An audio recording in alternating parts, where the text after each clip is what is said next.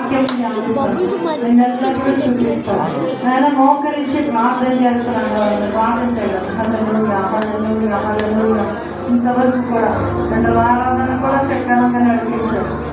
అలాగే సాయంకాలం జరిగే 3వ ఆరాధనలో కూడా మమ్మల్ని కొంతమందిని సిద్ధపరచమని ప్రార్థన చేస్తాం. ఈ బిడ్డలందరినీ నడిపించాం.